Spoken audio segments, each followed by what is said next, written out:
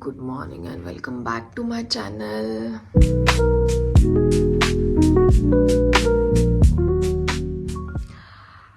I'm too sleepy right now, but I have early morning flight to catch. Like my flight is at 6 and I have to, reach airport by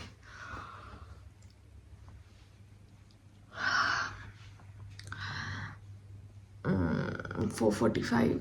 So I have only like half an hour to get ready. So let's get ready.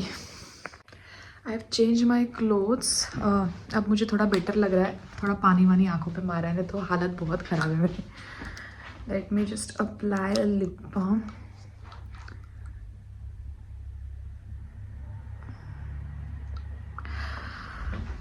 Now I understand जब लोग बोलते हैं कि early morning flight catch करना it's very difficult. It's actually very difficult.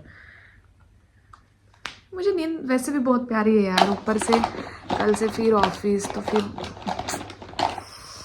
Manage करना बहुत difficult है फिलहाल. हाँ, अभी बज गए 4:15 अराउंड.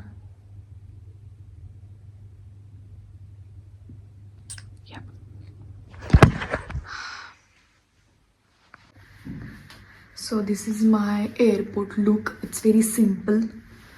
कुछ नहीं है. सुबह सुबह कौन रेडी होता है पता नहीं यार. मतलब मेरे लिए तो ऐसा है कि उठ के अगर मेरे को कोई बोलता कि भाई फ्लाइट में बैठ जा तो मैं वो भी करती. I just reach so early. I don't need to do anything. My already check in done. Everything is done. Need to go to security direct. I'm done with my all procedures and everything. At 4:35 my flight is at 6 a.m. मैं और 1-1.5 घंटा क्या करूँगी पता नहीं. But I'll have to eat something because I'm too hungry right now.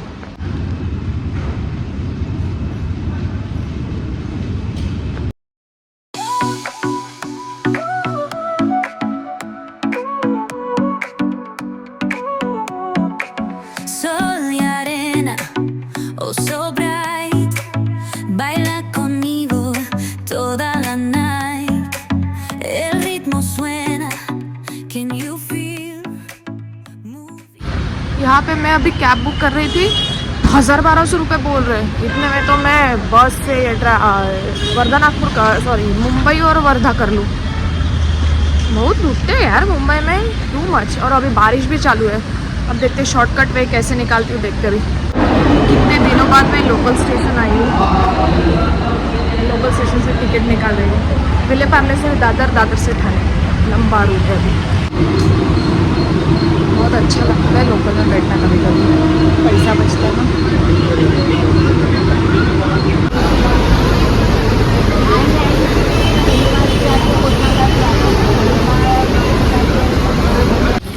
Finally reached my place, Tokyo Bay.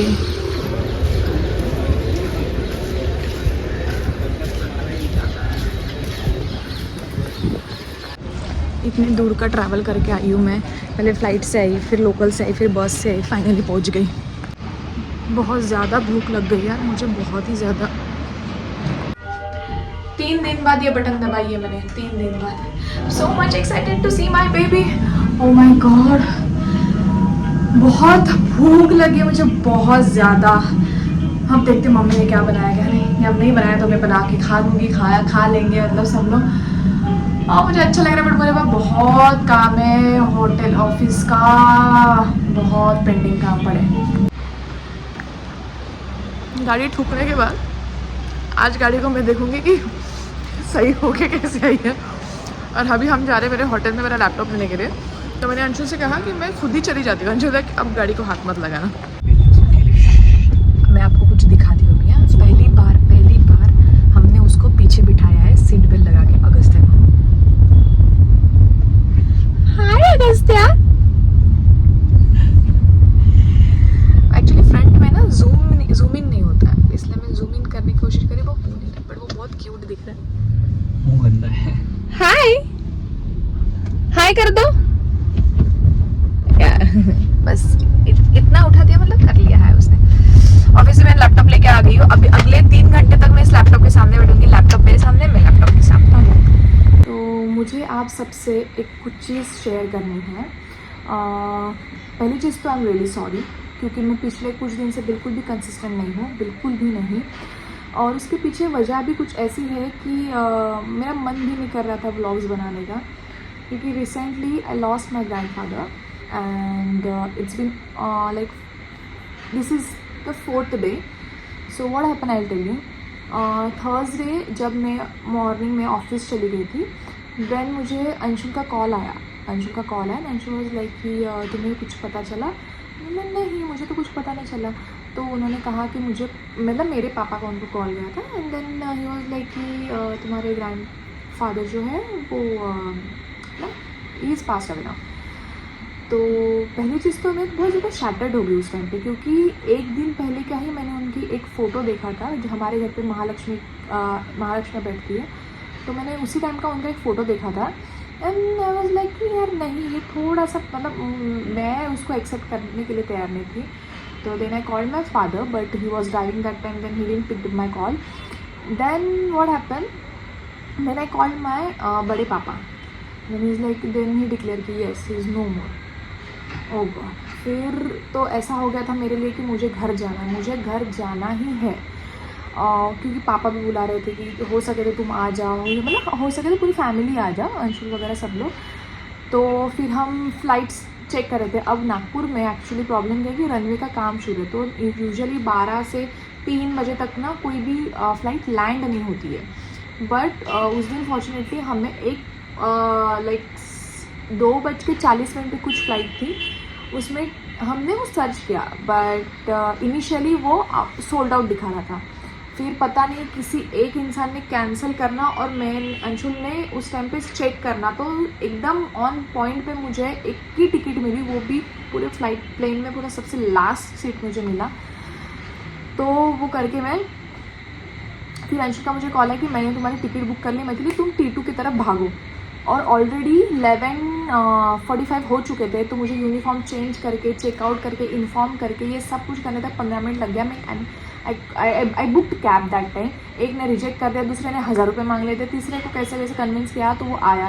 ऊपर से traffic इतना जाम था, बाप रे बाप। मुझे तो एक्सपेक्टेड, मतलब मैंने सोच लिया था कि आज तो फ्लाइट मिस होगी ही होगी, पर somehow driver was so good कि उसने पहुँचा ही दिया मुझे वहाँ तक।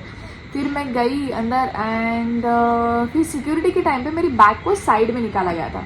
तो कि तुम्हारे बैग में क्या है, मतलब पहले मुझे लेट हो रहा, आप मेरे को पहले चेक करके बताओ कि मेरे बैग में क्या है। मैं उनको ही पूछी कि मेरे बैग में क्या है, वो मुझे पूछे कि तुम्हारे बैग में क्या है। मतलब पहले दिखा दो किस टाइप का सब्सटेंस आपको दिख रहा है उसमें स्क्रीन में। देन ही छोड़, तो वो मेरा एक्चुअली फेशियल रेजर था। फिर मैंने उनको निकाल के दिखाया एंड जैसे निकाल के दिखाया उन्होंने बोला ओके ओके ठीक है यू मे लीव नाउ। तो भागी, दौड़ी भागी मैं। फिर उस टाइम पे जैसे अगस्त है, फिर उस टाइम पे पता चला गेट पे जाके बैठ गई। फिर फ्लाइट आधा घंटा डिले, क्योंकि जो फ्लाइट लैंड हुई थी उसका अराइवल चालू था। अरे बाप रे बाप, मतलब यहाँ पे मैं वैसे ही टाइम काट रही हूँ, मतलब सोच रही हूँ कि कितने जल्दी मैं पहुँच सकती, कितने जल्दी नहीं। ऊपर से ऑलरेडी मतलब 2:40 की कुछ टेक ऑफ टाइम था और वो उसने टेक ऑफ किया 3:35 में, मतलब ऑलमोस्ट 1 घंटे बाद वो टेक ऑफ हुआ। पर ठीक है, ड्यूरेशन ज़्यादा था नहीं, 1 घंटा 5 मिनट का ही थे, तो मैं पहुंच गई थी। और जैसे लैंड हुई तो वैसे मेरे मामा वहाँ पे थे, मामा को भी ऑब्वियसली जाना था, तो बट उनको मैंने बोला था कि आप प्लीज़ मेरे लिए वेट करो, तो वो फिर रुके मेरे लिए। फिर हम सब लोग गए, मतलब ऐसा समझ लो कि पूरी फैमिली वहाँ पे थी एक्सेप्ट मी, ठीक है। पर सब लोगों ने मेरे आने का वेट किया। पर जैसे जैसे, क्योंकि कैसे नागपुर से लेके जिस गांव में मुझे जाना था उसका डिस्टेंस भी 1.5 आवर का था। तो ऑलरेडी मैं 5 बजे नागपुर पहुंची हूँ। उसके बाद नागपुर से बाहर निकल के सिटी, मतलब गांव पहुंचने तक के लिए मुझे ऑलमोस्ट लाइक 7 बजने वाले थे। तो मुझे कॉल पे कॉल आ रही थी, कहाँ पे हो, मतलब मैं कहीं पे भी हूँ, मैं पहुँच रही हूँ 7 बजे तक, कोई कुछ नहीं करेगा उनको जब तक मैं ना जाऊँ।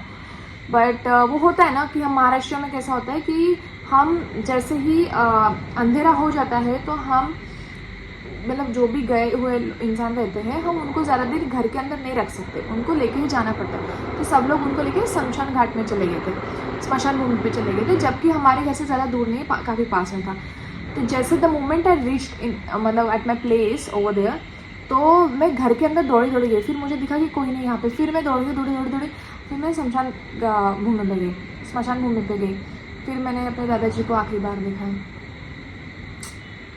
मेरे लिए बहुत डिस्टर्बिंग मोमेंट था, क्योंकि मैंने पहली बार तो ज़िंदगी में ऐसा कुछ तो भी आंखों के सामने देखा, किसी को बर्न होते हुए। It's difficult.